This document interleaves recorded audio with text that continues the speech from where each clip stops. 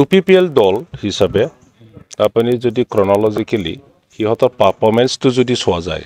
2020 চনত কাউন্সিল ইলেকশ্যনত তেখেতসকলে BPF-তকৈ মই কেণ্ডিডেট আছিলোঁ BPF আমাৰতকৈ বা BPF-তকৈ 2,500 ভোট বেছি আছিলে UPPL-ত তাৰপিছত যেতিয়া এছেম্বলি ইলেকশ্যন হ'ল এছেম্বলি ইলেকশ্যনত পাৰ্থক্য আছিলে 5,000 মান আছিলে তাৰপিছত MP ইলেকশ্যন হ'ল MP ইলেকশ্যনত BPF-ৰ কেণ্ডিডেট মই আছিলোঁ তাতে আকৌ মোৰ লগত ঘূৰি আহিছিলে ইয়াৰ কাৰণে ডিফাৰেন্স 1,500ত আছিল তাৰপিছত সিডলি বাই ইলেকশ্যন হ'ল তাতে BPF আৰু UPPL-ৰ পাৰ্থক্য হ'ল UPPL-ৰ 9,500 বেছি আছে 9,500 এই ইলেকশ্যনৰ পিছত এতিয়া কাউন্সিল ইলেকশ্যন আকৌ হ'ব গতিকে UPPL BPF-তকৈ বহুত ওপৰত আছে মই যোগদান কৰাৰ পিছত আকৌ BPF-ৰ কমচে কম 4,000 মানুহে UPPL দলত যোগদান অলৰেডি হৈছে আৰু হ'ব তেনে ক্ষেত্ৰত আপোনাৰ যিটো প্ৰথম প্ৰশ্ন হাগ্ৰামা মহিলাৰে ইয়াত কণ্টেষ্ট কৰিব সেইটোতো নতুন কথা নহয় তেখেতে গোটেই BTC ঘূৰি ঘূৰি ৰণসংহাৰ মোক দি থাকিছে ওদালগুৰিত গৈছে কাম্পা বৰগিয়াৰী কত লুকাই আছে আহক মোৰ লগত যুঁজ কৰ এনেকুৱা কৈছে বাক্সাত কৈছে কোকৰাঝাৰৰ বহুত ঠাইত কৈছে ইয়াত শান্তিপুৰত আহি পেলাই সেইবোৰ কথা আৰু বহুত ঠাইচলৰ কথা ক'লে গতিকে আমি হাজু UPPL দল হিচাপে আৰু মই কাম্পা বৰগিয়াৰী ব্যক্তিগত হিচাপে মই হাজু হাগ্ৰামাৰ লগত ইয়াত কণ্টেষ্ট কৰিবৰ কাৰণে আৰু হাগ্ৰামাক যেনে প্ৰকাৰে হাৰাই দিবৰ কাৰণে আমি এতিয়া UPPL দল হিচাপে প্ৰত্যুত্তৰ আমি দিবলৈ ওলাইছোঁ UPPL দলে ইয়াত জিকি যাব কোনো দল ইয়াত জিকিব নোৱাৰে ব্লক সভাপতি আৰু সাংগ্ৰাং ডক্টৰ সাংগ্ৰাং ব্ৰহ্ম এইটোতো মই BPF দলৰ নেতা হিচাপে মইতো গম পোৱা নাছিলোঁ যে তেখেতসকলৰ মাজত কেণ্ডিডেট লৈ পেলাই খাজি আছে আহি পেলাই আমি গম পালোঁ আপোনালোকেওতো কোৱা নাই নহ'লে ডেমেজ কণ্ট্ৰলৰ কাম মই কৰিব পাৰিলোঁ হয় কেনেকৈ কৰা যায় কেনেকৈ নকৰা যায় তো এতিয়া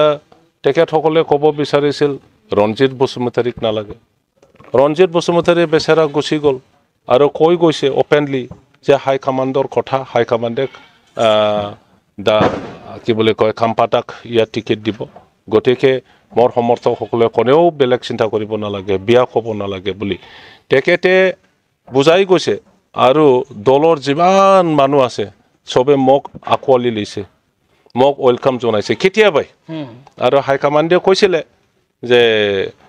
ইয়াত বেলেগ নহয় আপোনাৰে হ'ব টিকেট আপুনি খেলিব লাগে আপুনি কামটো শুৰু কৰক এফালে ডক্টৰ সাংগ্ৰাং আৰু ব্লক সভাপতি বীৰদেৱ মুছাহাৰী ডাঙৰীয়া সিহঁতে লেকচাৰৰ কয় হাই কামাণ্ডে যাকে দিয়ে তাৰ কাৰণে আমি কাম কৰিব লাগে বেলেগকো কয় কিন্তু পিছফালে গৈ পেলাই সিহঁতে সাংগ্ৰাঙৰ কাৰণে গাড়ী ঘোঁৰা লৈ পেলাই দাবী কৰা ঘৰে ঘৰে নেতাবিলাকৰ ঘৰে ঘৰে গৈ পেলাই এইটোতো এক্টিভিটিছ শিকি আহিছোঁ আৰু বাকী নেতাবিলাকে একো কোৱা নাই কিন্তু আজি আহি হাই কামাণ্ডে এটা সিদ্ধান্তটো দিছে মোক ইয়াত কেণ্ডিডেট হিচাপে ঘোষণা কৰিছে আগৰ কথা যেনেকৈ কৈছিলে যে হাই কামাণ্ডে যাকে নিদিয়ক আমি একেলগে কাম কৰিম এই কথাটো কোৱা নাছিল জানো মইতো দাবীদাৰো নহয় মই টিকেট বিচৰাও নাই বুলি কৈছিল না নাই ডক্টৰ সাংগ্ৰাঙে এইটো আপোনালোকে এই বাইকটো লৈছিলে গতিকে তেখেতে আজি কি বিপৰীত কাম কৰিলে ৰাইজৰ টিকেটৰ লগত নাই তথাপি যে তেখেতৰ প্ৰাৰ্থিত্ব যদি নিৰ্দলীয়ভাৱে দিয়ে কোনে ক্ষতিগ্ৰস্ত হ'ব আপুনি নিৰ্দলীয় দিব যিবিলাকে 1 পইচা 2 পইচাৰ কাৰণে তেখেতৰ লগত ঘূৰি আছে সিহঁতৰ ভোট পাব 1,000 2,000 ভোট পাব ন কি আছে 1,000 2,000 ভোট পাব আৰু সেইটো অকল UPPL-ৰ ভোট নহয় এইটো BPF-ৰ ভোট পাব বেলেগ বেলেগ দলত মানুহবিলাককো তেখেতে ঠানিব সেইটোৱে আৰু আপোনাৰ ক্ষতি নহয় কিয় ক্ষতি হ'ব UPPL-ৰ কিয় ক্ষতি হ'ব UPPL-ৰ তেখেতসকলে ৱৰ্কাৰ আছিল সিহঁতে নেতা আছিল যাব কয়েকজনতো যাব কিয় এফেক্ট নহয় এজন গ'লেওতো এফেক্ট হয় না গতিকে ক্ষতি মানে মই যেটো কৈছোঁ যে হাৰাব নোৱাৰে হাৰাৰ ক্ষতি নহয় UPPL অলৰেডি জিকাৰ ছাইডতে আছে